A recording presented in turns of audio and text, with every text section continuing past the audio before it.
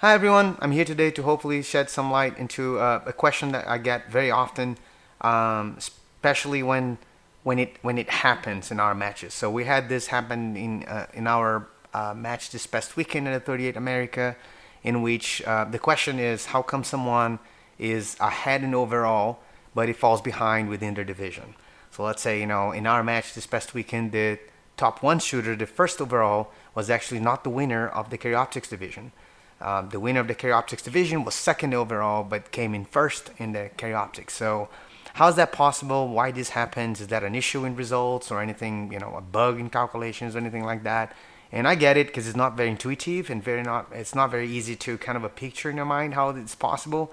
But it's totally possible, and it's just the way the hit factor scoring system is calculated, and the fact that the scores are relative to each other. And when you're on overall, you're looking at all the shooters regardless of their division, and when you go into the division, it's just the shooters, the group that is making that score be what it is a different sample group when you go in the division and the overall. So I put together a quick scenario, and hopefully this is going to clarify how it works. Let's get to it.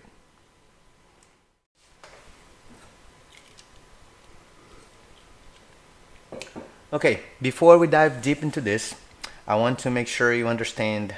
I'm assuming you know how to calculate hit factor, how the hit factor scoring system is calculated, and how USPSA or IPSC organizations use that system to determine their rankings in their competitions. I'm not going to explain how the system is calculated, how the scoring is for hit factor. I'm assuming you know that. So this is just an attempt to show you a possible scenario in which someone gets ahead of someone else in the overall, but not necessarily ahead of that same competitor within their division. So with that said, let's take a look at this. So we're going to pretend we have a mini match with 3 stages and 3 competitors. The stages are like this. Stage 1 and 2 are 20 rounds and 100 points, and stage 3 is 30 rounds and 150 points. So making the stage 3 the most valuable stage of the match, the most important one, has more points than the other 2. The 3 competitors, we're going to have 2 of them in the carry optics division and 1 of them in the open division. Meet the competitors. Bruce Banner and Will Wilson will go in the carry optics division, and Steve Rogers in the open division. When you look at the overall standings, and that's what we're going to be analyzing first here, they're all together. So if this is a match with 300 competitors in 7 different divisions, they're all together in the overall standings. The division really doesn't matter at that point. So let's see how they performed in the match. So stage 1, Bruce Banner won the stage with a hit factor of 10, highest hit factor of 10. So again, if this is 300 shooters, that was the highest hit factor of the stage across all shooters regardless of their divisions. So he gets 100% of the points, and that's 100 points. Wade Wilson got a close second with a 9.9 hit factor or 99%, and that's 99% of 10. That gives him 99% of the points, which is 99 points. Steve Rogers has an issue with his gun. He's not shooting a checkmate, so he had a malfunction, couldn't recover from it. It's a 0. We already know he's not going to win the match. It's just 3 stages, then kind of no way to recover from that. But he has resilience. He's going to shoot the whole match. So we're going to check what happens later in the other stages.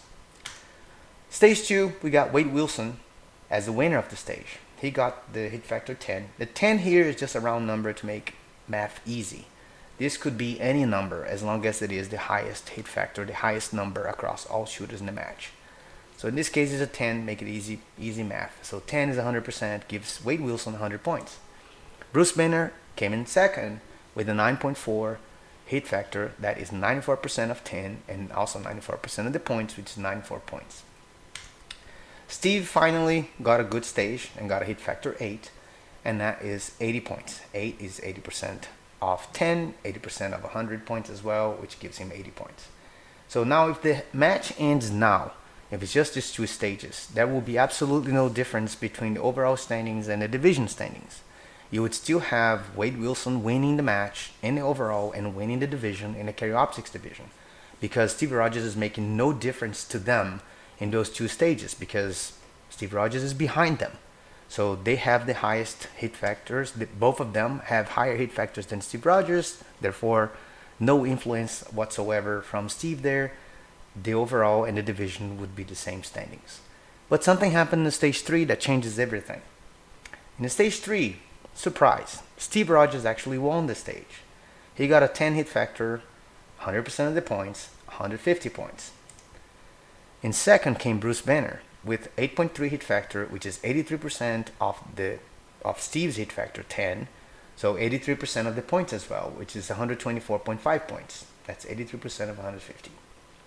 And in third came with Wade Wilson with 8 hit factor, which is 80% of 10, and then gives Wade 120 points, or 80% of 150 points. Now, when you look at overall standings, you still have Wade Wilson winning with 319 points total. That is 99 points in the stage 1, plus 100 points in the stage 2, plus 120 points in the stage 3. That gives him 319 points, 100% of the match. He wins the match in the overall standings. Second place comes Bruce with a 99.8% or 318.5 points, and that's, again, if you add 100 points plus 94 plus 124.5, that's 318.5, so half a point below Wade, which is 0.2%, the equivalent of 0.2%. And the distant third comes Steve Rogers with 230 points. That's if you add their points, 0 plus 80 plus 150, and that's 72.1% of the 319 obtained by Wade. And that's the overall story. Now, when you go to Optics, things change because Steve Rogers is not there.